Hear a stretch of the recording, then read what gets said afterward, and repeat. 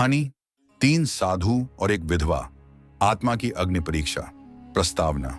कलंकित नहीं, वह पवित्र थी। धूप के पहले स्पर्श से पहले, जब आकाश अब भी हल्का नीला था, हिमालय की तलहटी में एक अकेली स्त्री हर दिन सूरज से पहले उठ जाती थी। उसका नाम सरिता था, एक विधवा जिसे समाज ने कलंकित कहा, पर जिसकी आत्मा जल की तरह निर्मल और अग्नि की तरह शुद्ध थी। किसी ने नहीं देखा था कि उसका अतीत कितना गहरा था और किस तरह उसके जीवन ने उसे तपस्विनी बना दिया था। यह कहानी उसी स्त्री की है जिसने अपने अपमान को आशीर्वाद में बदल दिया और साधारण से असाधारण बनने का मार्ग चुना। जब तीन साधु उसकी झोपड़ी में आए तो यह केवल अतिथि सत्कार नहीं था, यह आत्मा की परीक्षा का आरंभ था। भाग 1। धूल भरी पगडंडी का अंत। वह सुबह थी जब सूरज की पहली किरणें पहाड़ों के पीछे से झांक रही थीं। गांव के आखिरी छोर पर एक टूटी फूटी झोपड़ी में विधवा सरिता अकेली रहती थी। उसकी आंखों में एक गहरी शांति थी, पर चेहरे पर थकी हुई पीड़ा की लकीरें। उसके पति ने वर्षों पहले उसे पैसों की लालच में परायों के हाथों सौंप दिया था। उसने अपने तन को बेचने से मना किया तो पति ने समाज में ऐसा कलंक लगा दिया कि उसे गांव छोड़ना पड़ा। पर सरिता ने किसी को दोष नहीं दिया। वह जंगल के किनारे एकांत जीवन बिताने लगी, जहां वह रोज नदी से पानी भरती, फल चुनती और भगवान की पूजा करती। भाग 2। तीन साधुओं का आगमन। एक दिन शाम को जब सरिता तुलसी के पास दीप जला रही थी, तभी तीन साधु उसके आंगन में आए। उनके शरीर पर गेरुए वस्त्र थे, बाल जटाओं में बंधे थे और उनकी आंखों में गहरा तेज था। सरिता ने उन्हें प्रणाम किया और आदरपूर्वक बैठाया।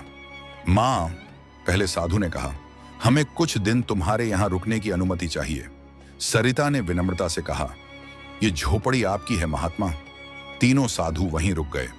उन्होंने सरिता का आचरण, उसका सेवा भाव और उसकी भक्ति देखी, परंतु वे केवल साधारण यात्री नहीं थे। वे ब्रह्मज्ञानी थे जो सच्चाई और आत्मा की शुद्धता की परख करने आए थे। भाग 3। पहली परीक्षा। काम की अग्नि। एक रात पहला साधु विश्वनाथ सरिता के पास आया। वह दिव्य पुरुष था, पर उसने मोहमाया की परीक्षा लेने का नाटक किया। मां सरिता, उसने कहा, तुम इतनी सुंदर हो, क्या तुम अकेली नहीं रहती? क्या तुम्हारा मन कभी विचलित नहीं होता? सरिता ने आंखें नीची कर ली। महात्मा, शरीर तो नश्वर है, जो एक बार जल गया उसे दोबारा नहीं जलाया जाता। मेरा मन अब केवल भगवान में है। साधु मुस्कुराया। वह समझ गया कि यह स्त्री मोह से बहुत ऊपर उठ चुकी है। उसने प्रणाम किया और लौट गया। भाग 4। दूसरी परीक्षा। क्रोध का जाल।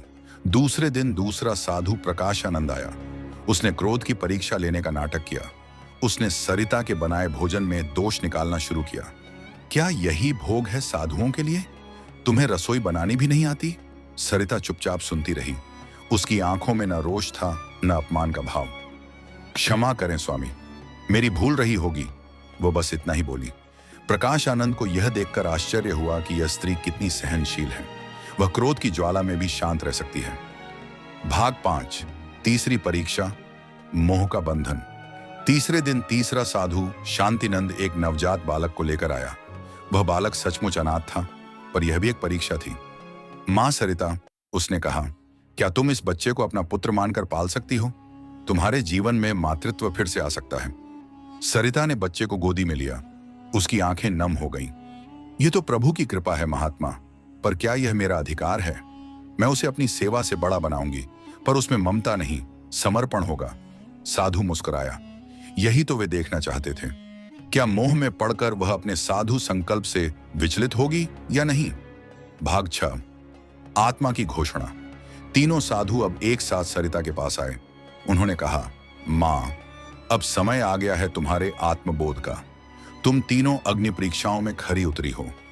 तुम्हारा तन चाहे अपमानित हुआ हो, पर आत्मा सदा निर्मल रही। सरिता ने सिर झुका लिया।